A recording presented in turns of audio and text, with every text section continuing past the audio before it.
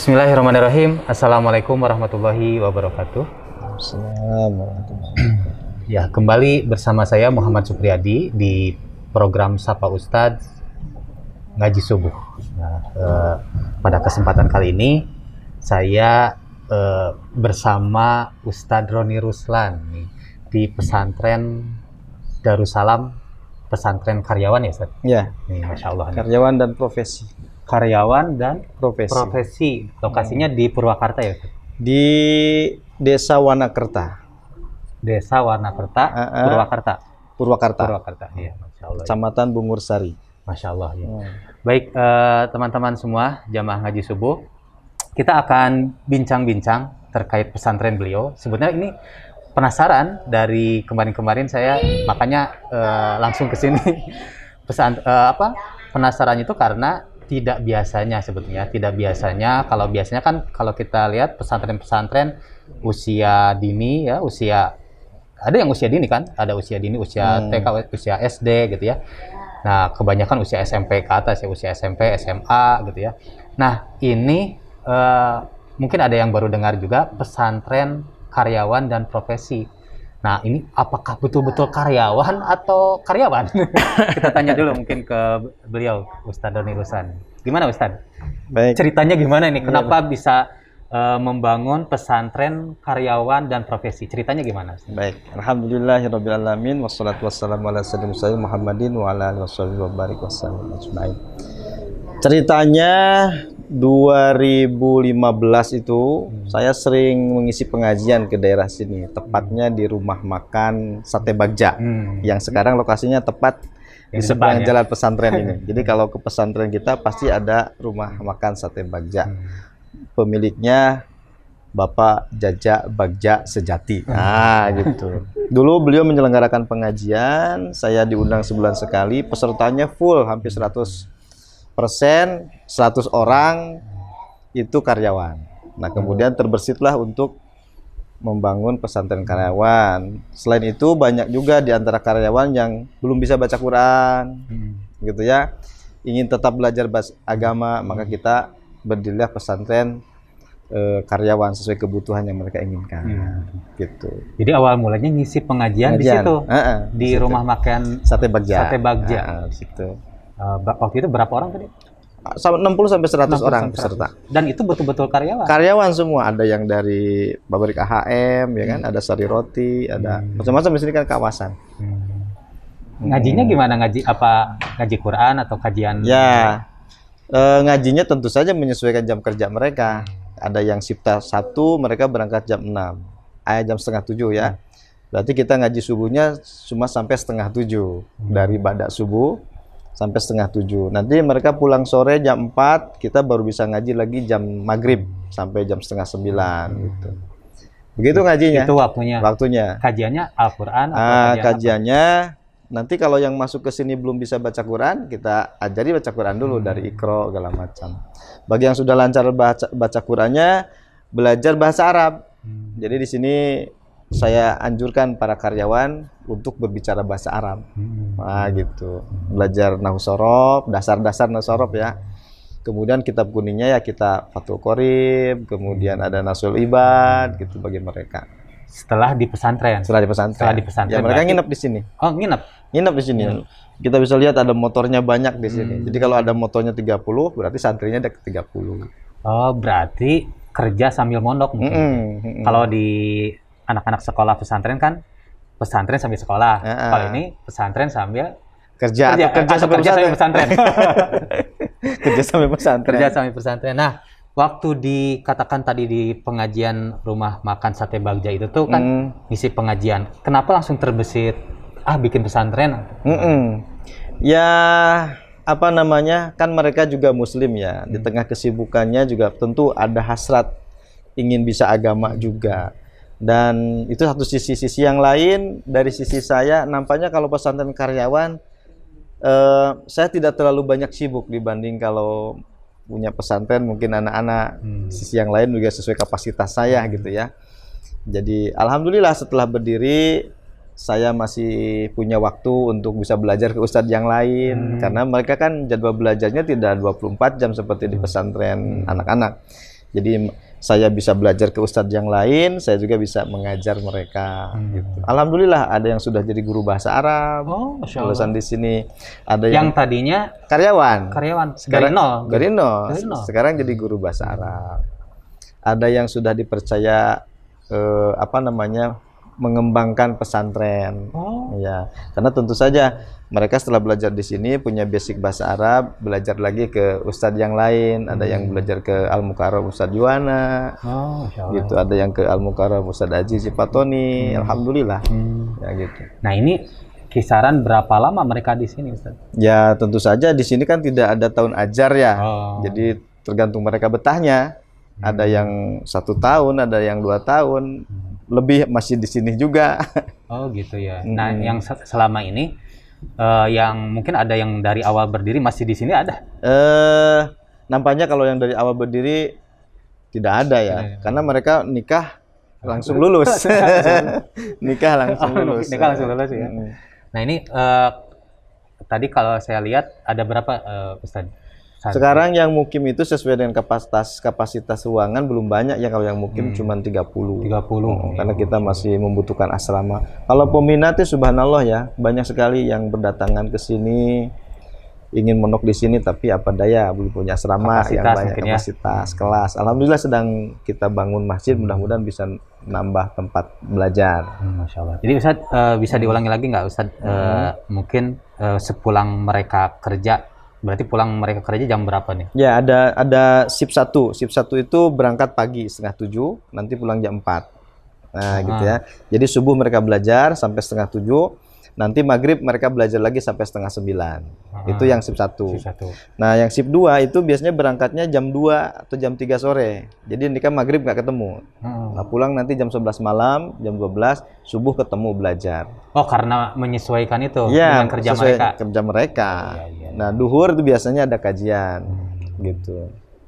Kajiannya tuh lebih utama, atau di pesantren ini lebih utama apa? Apakah dari sisi ilmu alat atau Al-Quran atau bagaimana? Memang kalau kita lebih menekankan ke kunci ya, bahasa Arab. Karena harapannya dengan sempitnya waktu mereka, kalau kita ajarkan bahasa Arab, mudah-mudahan saat mereka bisa melanjutkan gitu ya, bisa sorogan ke ustadz yang lain gitu. Dan bisa juga mereka buka kursus lah gitu ya dengan bahasa Arabnya itu. Kita di sini punya moto siap sukses dunia dan akhirat. Nah gitu. Siap sukses dunia itu kita coba bekali para santri ini kemampuan IT, kemampuan bahasa, otomotif. Ya ini program kita. Dan skill-skill yang lain di wirausaha. Kan mereka rata-rata kerja kontrak ya, gitu. Supaya nanti kalau selesai ada pilihan lain. Ada yang jadi guru bahasa Arab itu ada. Gitu. Berapa lama biasanya mereka bisa katakan bisa sampai muhadasah? Kalau di sini kita canangkan 1 tahun sih sebetulnya. Jadi ada pencapaian 1 tahun. 1 tahun itu ya nggak muluk-muluk ya, namanya juga karyawan ya, waktunya sempit. 1 bisa bahasa Arab, kemudian muhadasah dan ya baca kitab kuning lah ya, baca kitab, kemudian hadis arba'in dihafal, kemudian ada mahfudot kayak kayak gitu ya, hafalan. Nah Qurannya 2 juz 29 30. Gitu. Ada yang dulu sampai 7 juz ada di sini. Dan bisa dikatakan berapa persen nih tercapai 1 tahun bahasa Arab itu? Ya untuk ini apa santrinya ya. Kalau untuk muhadasah sih, ya muhadasah harian, rata-rata mereka bisa rata-rata gitu. Untuk kitab kuning itu memang kalau dikatakan sampai ahli, ya hanya beberapa orang saja yang memang setelah keluar dari tempat kerja mereka melanjutkan. Gitu kan, tidak semuanya melanjutkan. Ada yang setelah selesai kontrak dia kerja lagi ke tempat lain. Nah kalau sudah jauh dari kita tidak lagi. Tapi kalau yang sampai di sini ada, misalnya saya di sini punya asisten yang dulunya karyawan, hari ini sudah jadi guru dan ke kitab kuningnya alhamdulillah lah gitu bisa. Nah ini mungkin sedikit lagi Ustadz yang ingin saya tanyakan, pola pembelajaran bahasa Arabnya itu seperti apa Ustadz? Di sini kita menggunakan kitab Durusul Lughah yang dari Gontor itu, karena kita mengajarkan metode seperti yang diajarkan oleh Gontor. Jadi ada hariannya, kita belajar harian, mufrodat, kemudian muhadasah hari Minggu pagi, kemudian ada pelajaran pidato juga, gitu ya.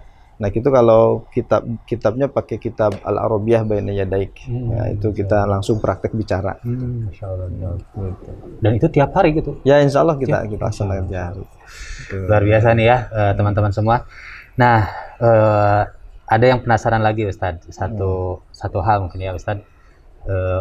Dulu waktu kecil Ustadz, kecil, apakah Ustadz juga memang linear pesantren atau seperti apa Ustadz, sehingga sekarang jadi terbesit ingin membangun pesantren? Apakah memang dulu di kehidupan pesantren atau bagaimana Ustadz?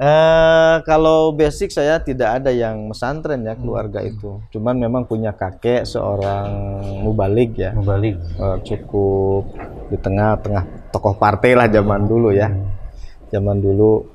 Kemudian pesantren tidak pernah, kecuali setelah keluar sekolah itu ya pernah mondok di Gontor lah gitu ya. Keluar sekolah SMP itu ketemu sama alumni Gontor, mereka bicara bahasa Arab, bahasa Inggris, saya ada ketertarikan, akhirnya mereka yang meregistrasi saya ke sana.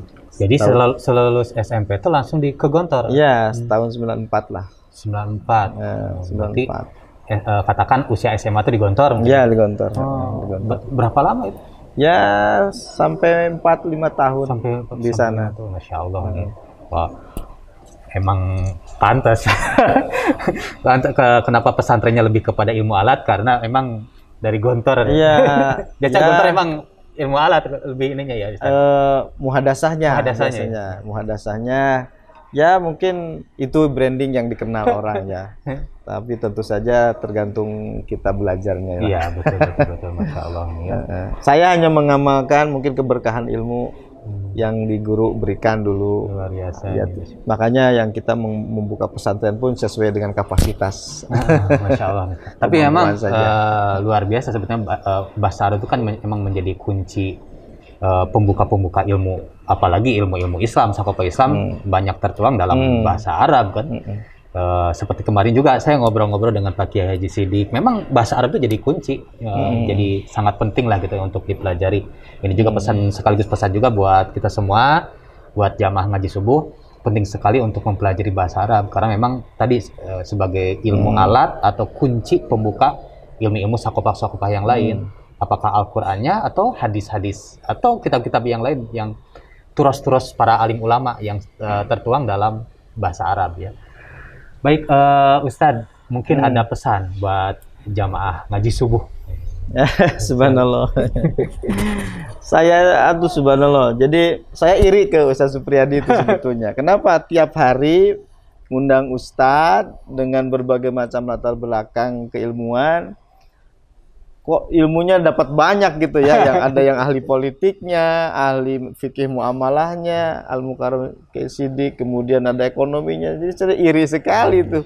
Beliau bisa halakoh tiap hari dengan latar belakang ilmu subhanallah itu, dan itu sangat mendukung sekali itu ya. Dan terus terang saya pun seringkali meskipun tidak ikut tiap hari karena subuh harus taklim dengan anak-anak, suka itunya, rekamannya, dan banyak hal yang bisa saya ambil dari pengajian subuh itu. Dan alhamdulillah kita bisa sharing-sharing link ke jamaah-jamaah pengajian yang saya ngisi di situ.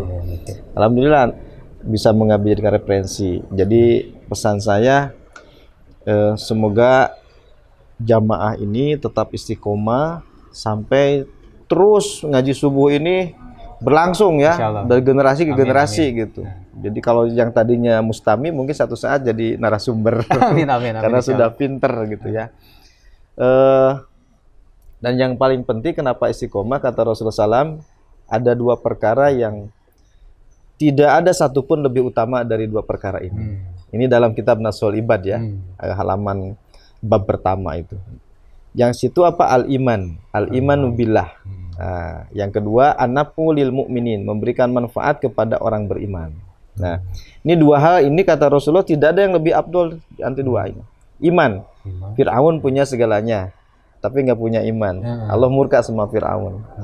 Qarun punya segalanya, punya uang, dia bisa beli apa saja, tapi dia nggak punya iman. Allah murka namanya. Maka iman ini menjadi perkara yang paling penting. Sampai Allah itu berwasiat fala tamutunna illa wa antum muslimun. Jangan mati kecuali Islam. Nah, kata Rasulullah, iman itu bagaikan kita nanam pohon. Kalau dibiarkan saja, pilihannya dua. Dia tumbuh tapi nggak ada buahnya, atau dia mati karena disiram. Nah, akidah kita begitu. Kalau nggak disiram, dia ada, muslimnya ada, tapi nggak produktif. Muslim kok nggak sholat, muslim kok nggak dakwah, muslim kok nggak puasa, gitu. Ada muslimnya iman, tapi nggak produktif. Atau dia murtad dari Islam, gitu, mati imannya. Nah, kata Rasulullah, maka harus disiram iman itu. Siramnya apa? Bil ilmi, dengan ilmu. Nah, ngaji subuh itu adalah betul vitamin yang bergizi kan. Nutrisi ruh di waktu subuh. Nah, itu nutrisi ruh sepakat saya dengan itu, karena itu memang menumbuhkan gitu. Apalagi ada pesan ulama yang lain itu alaikum bimujalasatil ulama. Kalian harus bergaul dengan para ulama. Insya Allah di ngaji subuh itu para alim pakarnya. Bahkan saya sendiri kayaknya kalau diminta belum berani deh masuk ngaji subuh, enggak deh. Ya. Mana mustaminya juga bukan mustami biasa itu, ya, harus disiap ditanya. Maka narasumber yang hari ini hadir, subhanallah, saya lebih baik berguru dan mendengar saja. Jadi itu pohon iman itu disiram dengan ngaji subuh. Yang keduanya naf'ul mukminin, ya, memberikan manfaat kepada sesama muslim. Dan saya lihat di Facebook itu ngaji subuh ternyata bagi-bagi kitab gitu ya. Ini kan bermanfaat sekali, disampaikan oleh para kiai ke jamaahnya, subhanallah ya. Jadi sudah pada tracknya lah ngaji subuh itu kalau mendapatkan dua keutamaan itu. Gitu mungkin Ustaz. Yang tadi ada satu lagi Ustaz yang belum sampaikan tentang istiqomah. Iman, yang kedua istiqomah. Nah, istiqomahnya gimana? Itu bermanfaat bagi umat muslim. Jadi satu iman, dua memberikan manfaat kepada umat Islam. Nah, memang istiqomah itu harus, karena ada sahabat tanya kepada Rasul kan, ya Rasulullah, ajarkan aku ya satu kalimat yang aku ndak butuh lagi bertanya kepada orang, gitu. Kata Rasul, baik, jawab apa? Qul la ilaha illallah tsumastaqim. Katakanlah la ilaha illallah, kemudian istiqomah dengan itu. Nah, la ilaha illallah sampai mati kan? Karena itulah man kalam akhiru kalami la ilaha illallah dahulal jannah. Akhir kalamnya la ilaha illallah jannah. Ini jaminan. Ya, jadi sekecil apapun ada la ilaha illallah, meskipun dia mampir ke neraka bisa selamatkan itu. Makanya la ilaha illallah ini kan dijaga. Cuman memang ada syaratnya. Jadi man qala la ilaha illallah mukhlishon. Nah, ada mukhlishonnya. Jadi dakhalal jannah. Sahabat bertanya, wa ma ikhlasuha ya Rasulullah? Ikhlasnya apa? Kata Rasulullah, antuhjizakum ma haramallahu alaikum. Kalimat tadi harus membentengi kalian dari apa yang Allah haramkan atas kalian. Nah, itu syaratnya memang. Jadi bukan sekedar mengucapkan la ilaha illallah. Bukan, ada syaratnya. Ada syaratnya itu. Menjauhi atau membentengi. La ilaha illallah harus menghalangi dari perkara yang haram. Itu diri dari perkara yang haram. Nah, itu. Jadi memang harus istiqomah. Bagaimana? Ya, istiqomah ngaji subuh itu sedang menyiram keimanan kita, insya Allah lebih produktif, dakwahnya lebih punya bekal gitu. Kalau mungkin seperti saya yang hanya ngaji dari musola ke musola, punya bekal yang lebih banyak lagi, mendapatkan dari ngaji subuh. Saya sering rekamannya saya ulang-ulang gitu. Ya Ustaz, mungkin ada jamaah ngaji subuh yang katakan dari sisi usia udah tua, udah sepuh mungkin ya. Bagaimana ini mungkin ada motivasi ya, Ustadz juga kan berpengalaman bagaimana mendidik atau misalkan membina para santri yang usianya karyawan gitu ya. Nah, ini perlu disampaikan juga Ustadz, ada jamaah yang mungkin usianya itu udah sepuh atau udah ada yang baru hijrah mungkin di usia dewasa ini, silakan Ustadz. Ya, harus banyak-banyak baca-baca kisah ulama besar. Ada Ibnu Hajar Al-Asqalani, di mana beliau itu belajar ilmu sudah berusia. Kemudian ada Abu Ayyub Al-Ansori di usia 90 tahun ikut berjihad bersama untuk menaklukkan Konstantinopel. Kemudian ada Imam Al-Bukhari, meskipun beliau masuk Islam itu 4 tahun sebelum Rasulullah wafat, tapi mampu meriwayatkan hadis yang jumlahnya sangat banyak, di atas 5.000 ya, 5.000 hadis. Nah, ini menunjukkan bahwa usia tua itu tidak menjadi penghalang. Justru harusnya menjadi semakin semangat karena ada hadis bahwa orang Madinah itu begitu masuk usia 40 tahun mereka fokus untuk ibadah gitu. Jadi harusnya memang usia sepuh itu justru harus semakin semangat bukan semakin kendor. Betul, Ya. betul. Jadi kalau berbicara itu bagaimana kita itu meninggal itu dalam keadaan, kan di dalam kitab itu sebutkan kata Utsman bin Affan, kalian itu harus takut dengan malaikat Ijrail mencabut kalian secara tiba-tiba dan kalian sedang dalam keadaan lalai. Nah, gitu. Kita lalai gitu. Ya, Masya Allah. Walaupun mungkin ada juga yang udah sepuh, semakin sepuh semakin jadi. Iya. Tua-tua kelihatan. Makanya hati-hati kalau sudah 40 tahun ke sana. Sampai ada bilang kalau 40 bener-bener rusak-rusak gitu. Iya, Kenapa ya? Tadi mungkin kayak orang nyetir mobil, kalau usia 40 tahun tuh banyak takutnya. Gitu ya. Susah bisa. Maka kalau mau belajar nyetir harus di bawah 40. Biar semangatnya gitu. Nah, Ustadz, terakhir nih, ada suka dukanya nggak Ustadz ketika membina santri-santri karyawan? Ya. Mungkin kan ini akan beda dengan bagaimana membina anak santri usia SD, SMP, mungkinnya. Nah, ini usia karyawan ada suka dukanya. Kalau mungkin usia SD nangis-nangis gitu ya. Nah, ini usia karyawan apa nangis juga? Ya nangis, tapi nangisnya lebih kepada menyesal. Ya, kenapa tidak belajar dari dulu gitu mereka itu. Ada yang kemudian sudah keluar balik lagi karena pengen belajar lagi, nyesel saya katanya. Jadi ya ada yang tadi belum bisa baca Quran sudah dewasa, alhamdulillah. Jadi kalau saya bilang ke santri karyawan itu, kalian itu anak-anak baik, ya. Kalian berangkat dari rumah, jauh dari orang tua. Di sini bekerja dapat gaji, uangnya gede tiap bulan, punya kendaraan sendiri, jauh dari orang tua, hidup di kosan. Kalian mau hidup bebas juga bisa, nggak bakalan ada yang ngingetin. Tapi kalian justru memilih mondok di sini yang dipastikan tidurnya akan berkurang karena sholat berjamaah harus tepat waktu. Ya kan, dibangunkan sama saya, harus bangun subuh itu, mau shift 2 baru pulang, mau apa subuh harus berjamaah, harus ada hafalan, ya pasti keganggu istirahatnya. Kalau di kosan ada yang sampai tidak sholat, di sini nggak bisa, gitu. Akhirnya dan kalian ternyata memilih di sini.